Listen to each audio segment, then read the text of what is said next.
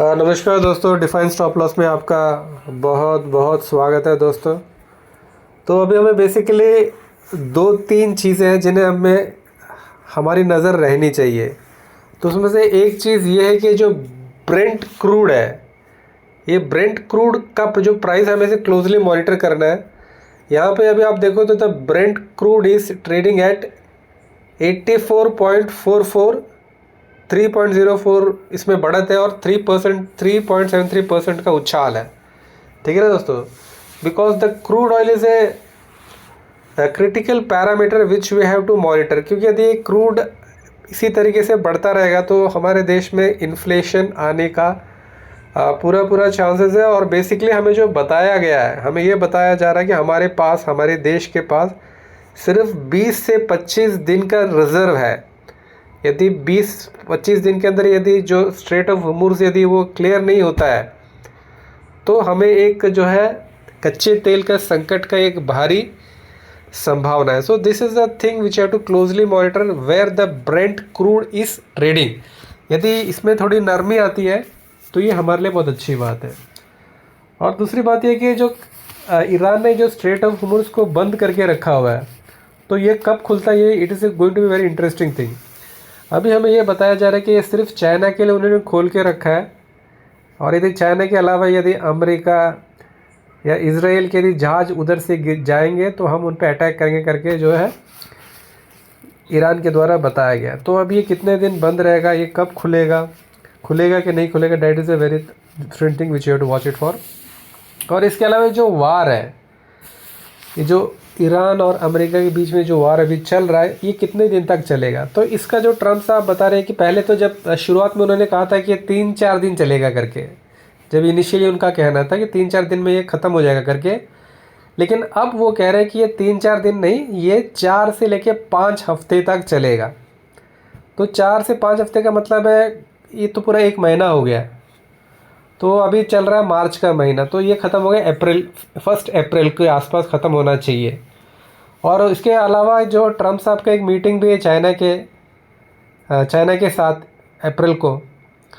तो अभी हमें यही बताया जा रहा है कि भैया 1 महीना लगेगा वार ख़त्म होने में। और जल्दी ख़त्म हो जाए तो अच्छी बात है, अदरवाइज़ इफ़ ये काफ़ी देर तक चलेगा तो it's not good for any Nations. और अभी जो 1-2 दिन पहले जो खबर निकल के आई है कि जो अमेरिका का जो मतलब सबमरीन ने जो ईरान के जो जहाज़ है आयरिश डेना को टॉर्पीडो से अटैक करके उसे ऑफ श्रीलंका वहाँ पे उसे डुबो दिया है। तो जिसमें मतलब 80 लोगों की मौत हो गई है। ठीक है ना, 80 पीपल की मौत हो गई है और 30 लोग का लापता है। ठीक है ना, and it's a very sad thing, क्योंकि बेसिकली वो हमारे मेहमान थे विशाखापट्टनम, वो आए थे मिलन 2026 में अटेंड करने के लिए।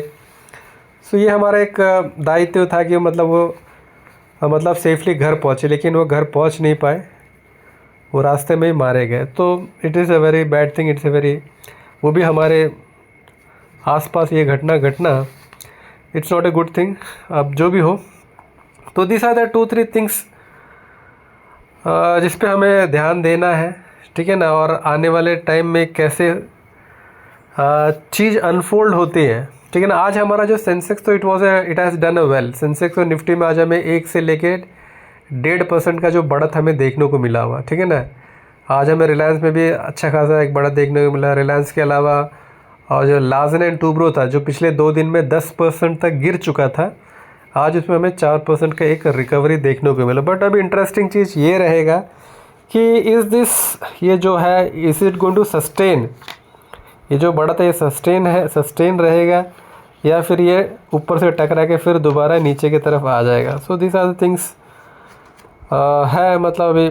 और देखिए अभी जो ईरान की तरफ से अलग अलग मतलब बताया जा रहा है, उनके जो फॉरेन मिनिस्टर है, ईरान के जो फॉरेन मिनिस्टर अब्बास अराची, उन्होंने कहा कि मतलब Iran has always been open to diplomacy while describing the recent retaliation strike as self.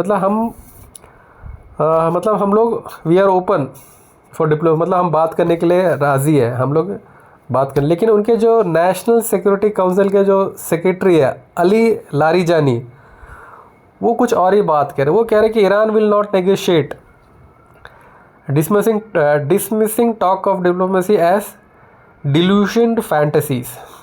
तो अलग अलग जगह से अलग अलग खबर आ रहे हैं। अब इसमें क्या सच्चाई है, कितना सच है, कितना झूठ है, ये सब समय ही बता पाएगा। But as of now the situation is very tense in Middle East, ठीक है ना, क्योंकि जो ईरान है अलग अलग जगह अटैक कर रहा है। अभी आज बताया कि उसने टर्की में भी अटैक किया है ना। तो it's a very different thing how the things, कैसे ये सब चीज़ें निकलते हैं। आज तो हमारा मार्केट अच्छा रहा, लेकिन कल हम ये कह नहीं सकते कि कल भी मार्केट अच्छा रहे। कल कुछ भी हो सकता है, कल हमें एक भारी गिरावट भी देखने को मिल सकती है। क्योंकि आज हमारे जो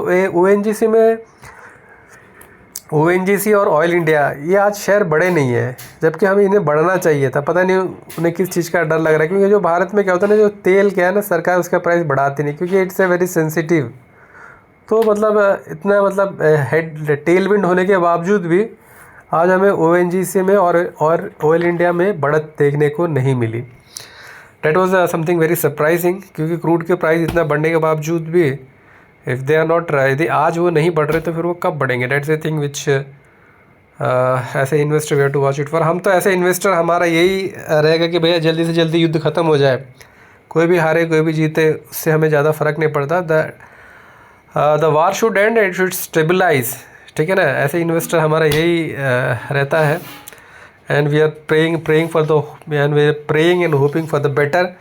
क्योंकि अभी देखो जो मतलब अमेरिका ने जो स्कूल के 120 बच्चों को मार दिया, ठीक है, और अभी फिर कल 80 सेलर को मार दिया, तो 200 लोग तो यहीं मर गए, ठीक है ना।